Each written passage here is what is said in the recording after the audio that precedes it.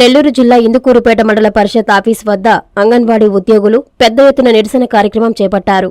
ఈ సందర్భంగా సిపిఎం నాయకులు మారుబోయిన రాజా మాట్లాడుతూ అంగన్వాడీ ఉద్యోగులకు ప్రాథమికంగా రావాల్సిన డిమాండ్లను నెరవేర్చాలని కోరుతున్నామని చెప్పారు.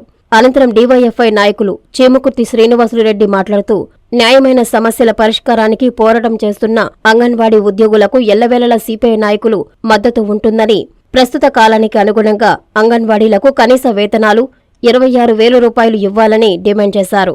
ఈ కార్యక్రమంలో లీగల్ అడ్వైజర్ శామ్రెడ్డి, మండల కార్యదర్శి మైపాటి కోటేశ్వరరావు, రైతు సంఘం నాయకులు వెన్ను వేణు, తోటపల్లి గూడూరు, ఇందుకూరుపేట, ముత్తుకూరు మండలాల అంగన్వాడీ యూనియన్ నాయకులు పాల్గొన్నారు.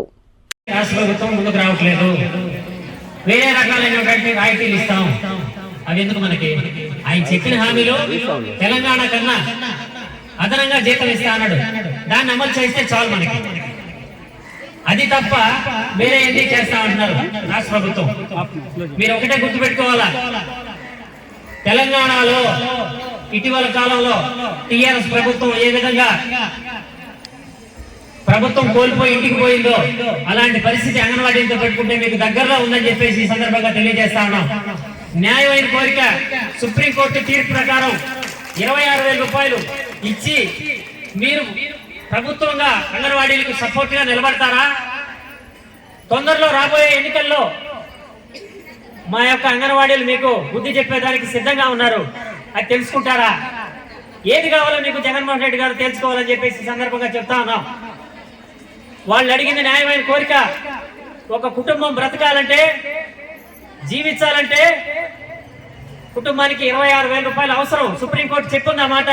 దాన్ని అమలు చేయమని చెప్పేసి మనం అడుగుతా ఉన్నాం.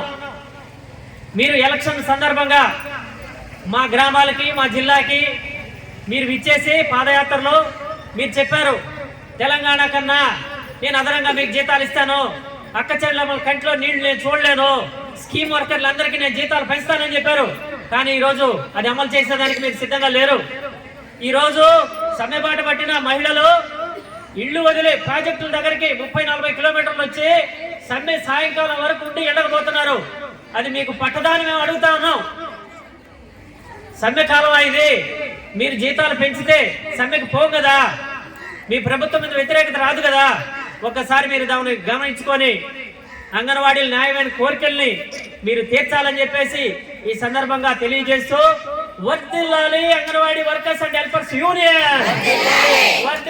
ఈ ప్రభుత్వంలో ఆశా వర్కర్లని, అంగన్వాడీ వర్కర్లని మొదలగు వర్కర్లందరినీ కూడా చాలా ఇబ్బంది పెడతా ఉన్నాడు. అందులో సుప్రీంకోర్టు తీర్పును కూడా ఉల్లంఘిస్తూ వీళ్ళకి ఇవ్వాల్సిన 26,000 రూపాయల జీతాన్ని, 5 లక్షల రూపాయల గ్రాడ్యుయేటీని ప్రకటించకుండా చాలా ఇబ్బంది పెడతా ఉన్నాడు.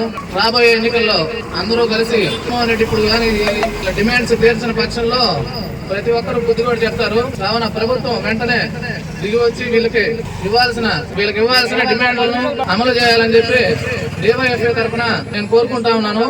వీళ్ళ తరఫున డివైఎఫ్ఐ తరఫున మా సపోర్ట్ ని పూర్తిగా ఈ మండలంలో, మిగతా మండలాల్లో మా డివైఎఫ్ఐ కార్యకర్తలు కూడా పెద్ద ఎత్తులో వీళ్ళకి ఇవ్వని పక్షంలో ఉధృతంగా చేస్తామని చెప్పి తెలియజేస్తా ఉన్నాను. ఈ సమ్మెను కొనసాగించడం చాలా ఆనందంగా ఉంది మాకు. మీ పోరాటం, మీ జీతాలు పెంపు పెరిగే వరకు ఈ మండలం నుంచి పెద్ద ఎత్తున ఆ ఆటో కార్మికులు, ఆశాలు కూడా మీకు మద్దతుగా ఈ మండలంలో రాబోతున్నారు. మీ జీతాలు పెంపు పెరిగే వరకు పెద్ద ఎత్తున ఈ మండలంలో మీకోసం మేము ఆటో యూనియన్ ముందుండి నడిపిస్తుందని ఈ సందర్భంగా మీకు తెలియజేసుకుంటాం.